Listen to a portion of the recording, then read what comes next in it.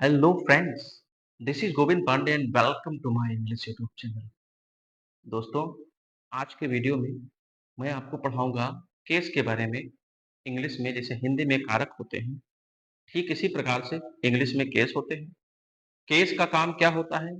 किसी सेंटेंस में नाउन या प्रोनाउन का सेंटेंस में दूसरों शब्दों के साथ क्या संबंध निकलता है, ये हमें केस के बारे में केस से पता चलता है। ठीक है, तो चलिए बिना कोई देरी के अभी शुरू करते हैं केस के बारे में। वीडियो को पूरा देखिएगा, तभी आप समझ पाएंगे केस क्या चीज है। इंटरमीडिएट के कोर्स में भी इसका प्रयोग है, तो जब तक पूरा वीडियो देखेंगे नहीं आपकी समझ में आने वाला नहीं है। देखिए, केस को हम कहते हैं कारक, और ये क्या काम करता है? ये किसी सेंटेंस में अगर क्या है, नाउन है या प्रोनाउन है, नाउन है या प्रोनाउन है, ठीक ना, तो इसका दूसरे शब्दों के साथ संबंध बताता है। क्या बताता है? ये बताता है रिलेशन। और रिलेशन किससे बताएगा? अदर वर्ड से बताएगा। किससे बताएगा? दूसरे शब्दों से बताएगा। तो दूसरे शब्दों से जो रिलेशन बतलाता है वो काम किसका होता है? केस का होता है, ठीक ना। तो अब केस इंग्लिश में होते हैं कुल 5 प्रकार के। इंग्लिश में जो केस होते हैं, ठीक ना, ये 5 प्रकार के होते हैं। कौन कौन से होते हैं? 5। एक होता है नॉमिनेटिव केस,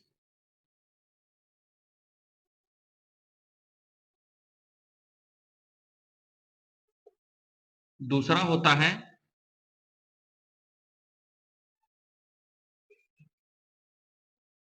ऑब्जेक्टिव केस, तीसरा होता है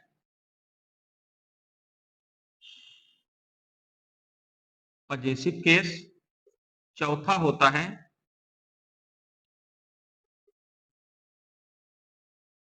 वोकेटिव केस, और पांचवा टाइप इसका होता है case in apposition. Case in apposition, case in apposition. इस प्रकार से इंग्लिश में कुल 5 केस पाए जाते हैं। अब पहला केस इसमें है नॉमिनेटिव केस। ध्यान दीजिएगा, जब किसी सेंटेंस में नाउन या प्रोनाउन, नाउन या प्रोनाउन इसका यूज एज ए सब्जेक्ट हो, इसका यूज एज ए सब्जेक्ट हो, यानी कर्ता के रूप में जब ये यूज होता है तो इसको हम कहते हैं नॉमिनेटिव केस का नाउन है, या नॉमिनेटिव केस का प्रोनाउन है। जब किसी सेंटेंस में कोई नाउन या प्रोनाउन का यूज किसके रूप में हुआ हो? ऑब्जेक्ट के रूप में हुआ हो। ध्यान दीजिएगा, किसके रूप में? ऑब्जेक्ट के रूप में हुआ हो, तो उसको हम क्या कहते हैं? ऑब्जेक्टिव केस कहते हैं। हम एग्जाम्पल देख लेते हैं। जैसे लिखा है आई टोल्ड अ स्टोरी, मैंने एक कहानी सुनाई। अब इस सेंटेंस में अगर मैं आई की बात कर रहा हूं तो आई क्या है? आई सब्जेक्ट है, और सब्जेक्ट होने की वजह से इसको हम क्या कहेंगे? नॉमिनेटिव केस का प्रोनाउन कहेंगे। इसी में स्टोरी है, स्टोरी क्या है? ये भी नाउन वर्ड है, लेकिन अब ये क्या है, किस केस के रूप में यूज हुआ है? तो इसको हम कहेंगे, ये वर्ब के बाद में है, ऑब्जेक्ट है, और ऑब्जेक्ट होने की वजह से इसको हम कहेंगे ऑब्जेक्टिव केस का नाउन। ध्यान दीजिएगा, अगर सब्जेक्ट नहीं जानते हैं, ऑब्जेक्ट नहीं जानते हैं, तो डिस्क्रिप्शन बॉक्स में हमने दिया है parts of subject, parts of predicate, types of subject and types of predicate, पूरा उसका विश्लेषण किए हैं, पूरा पोस्टमार्टम किए हैं पार्ट्स ऑफ सेंटेंस का। उसको देख सकते हैं और आप क्लियर कर सकते हैं। तो ये हो गया नॉमिनेटिव केस और ऑब्जेक्टिव केस हो गया, ठीक ना। जैसे सीता कुक्स फूड। अब सीता क्या हो जाएगा? सब्जेक्ट है तो ये हो जाएगा नॉमिनेटिव केस। फूड क्या हो जाएगा? ऑब्जेक्ट है तो ये हो जाएगा ऑब्जेक्टिव केस, ठीक ना।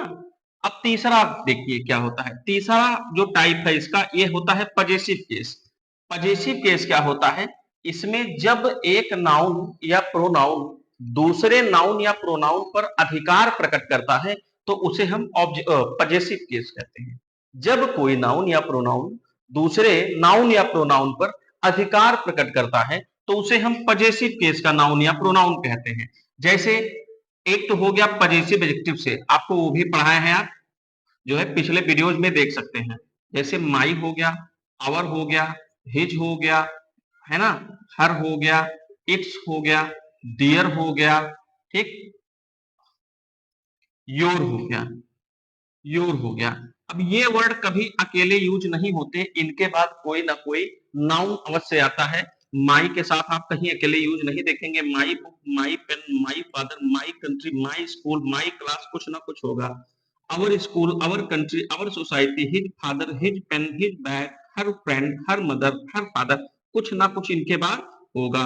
चाहे फिर फादर हो, चाहे फिर कंट्री हो, या फिर सोसाइटी हो, है ना। तो ये चीजें आपको मिलती हैं।